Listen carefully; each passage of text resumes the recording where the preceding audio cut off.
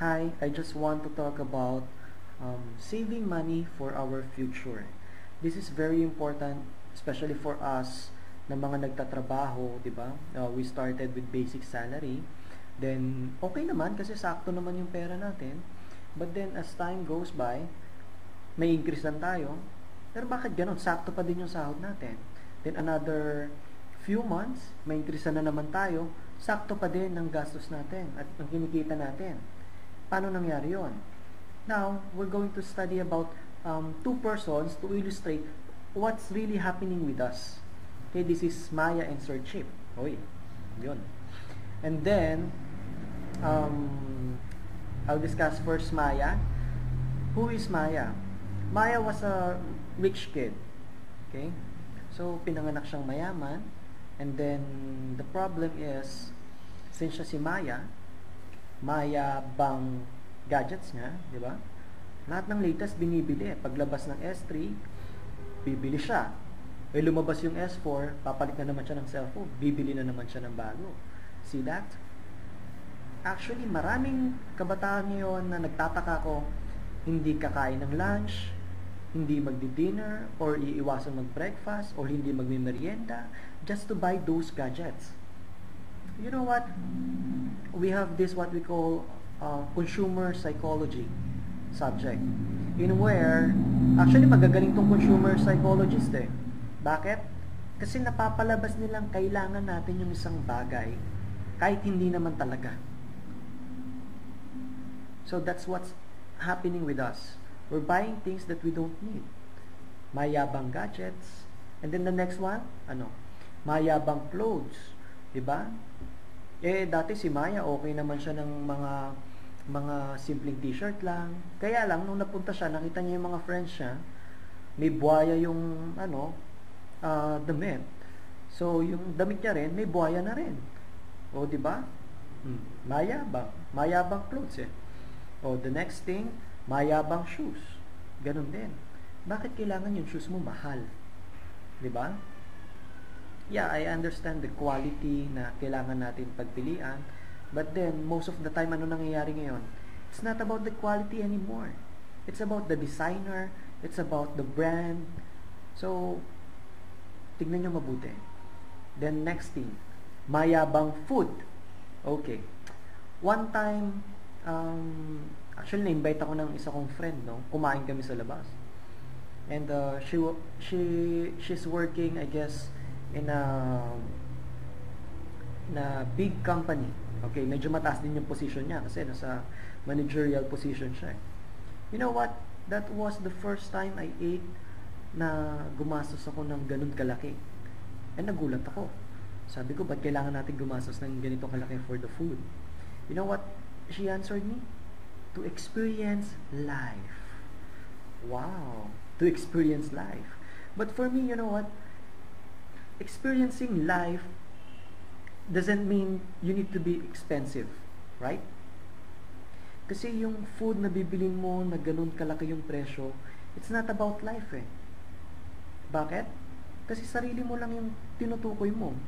Sarili mo lang yung pinapaligaya mo. If you're going to tell me to experience life, I guess mas maganda kumuha ka ng konting portion doon, yun yung ipangkain mo. Yung iba, ipamigay mo, lalo na dun sa hindi kumakain. That is experiencing life. And the last one, mayabang gimmick. No? Yun yan, from time to time, magta-travel ka, punta ka dito, punta ka doon, tapos nakita mo, uy, ano to, pwedeng i-credit yung travel, so i-credit mo. Ano nangyayari ngayon? Magugulat ka isang araw, you know what? Ang kinikita mo sa isang buwan, 50,000. Ang nagagastos mo sa isang buwan, 70,000. See? So, kahit anong laki ng kita mo, kahit umabot pa ng 100,000 yung kita mo, what's gonna happen to you? Lalagpas pa rin doon yung gastos mo.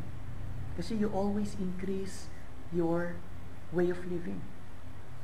Diba? Dapat na nag-increase sa atin yung way of loving other people. So, ano nangyari sa kanya? That's bahala na future.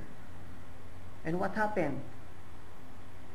Nung wala na silang pera, Kasi, ano na hindi na nag-work yung dad niya, nawala sa work. So, ano nangyari? Naging bahala na lahat.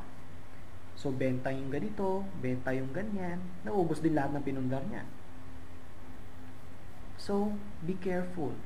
No? Most of the employees nowadays, ganito yung nakikita ko. Even the students, ganito yung nakikita ko. 'Di ba? Mas concerned sila doon sa mga bagay na ipagyayabang nila. Remember this. Hindi ka makakakuha ng self-esteem sa mga bagay na pwede mong ipagyabang. You know what? Baka maaring mapuri ka ng iba. Wow! You have the latest phones. You have the nicest clothes. Yes, may pagyayabang mo yan. Pero mas masarap, di ba? Yung ipagyabang yung nakikita nila sa iyo yung character mo. Makikita nila sa iyo yung mga natutulungan mo. Mas masarap yun. On the other hand, Sir Chip. So, Sir Chip started as a poor boy. So, unfortunately, hindi nga siya nakagraduate ng college. Pero ano nangyari sa kanya? Nag-start siyang mag-work. Siyempre, dahil gusto niyang umangat sa buhay niya. Then, of course, with the help of God, with the help of faith, and believing that God has a plan for him, you know what? Nag-persevere siya. Si Sir Chip yung gadgets niya. Alam mo? Yung gadgets niya.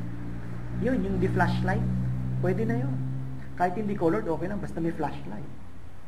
Bakit? Kasi yun lang naman ang goal niya. Maka-text at makatawag. So, how much did he save? What? He saved 39,000. Instead of buying a 40,000 peso phone, he just bought what? 1,000. Worth 1,000. So, nakasave ka ng malaki, diba? Ano naman ngayon kung ganun lang cellphone mo? I told you a while ago, yung esteem, hindi yan makikita sa gadgets mo, hindi yan makikita sa damit mo, o sa mga material things. Yung esteem, dapat nakikita yan dun sa character mo. And, the next one is cheap clothes. So, hindi niya kailangan ng magagandang damit. Okay na sa kanya yung gumastos siya ng konti para sa damit niya? Yes. Bakit? Nasa nagdadala naman yun eh. Diba? Meron nga dyan iba, diba? Original na yung damit, hindi mo pa mapagkamalang original. Well, kasi the purpose of the clothes is just to comfort us, diba? Be comfortable. Yun naman yung mahalaga, maging komportable ka sa damit mo eh, diba?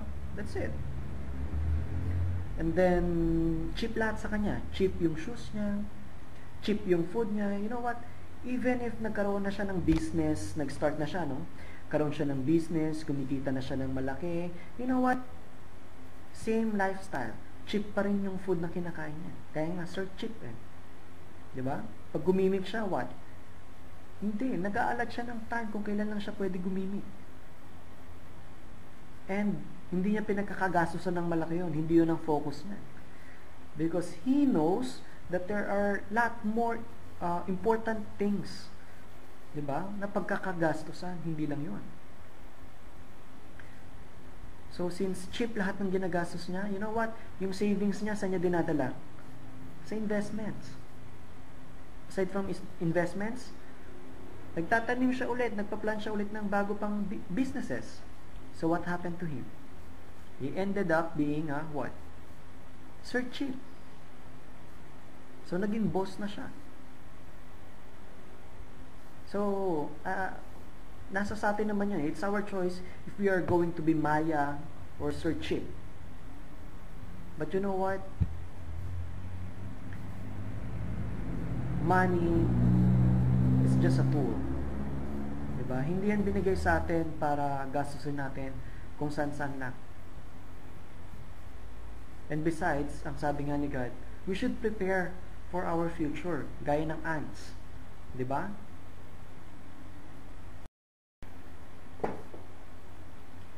And the last thing that I want to tell you is, please keep this in mind.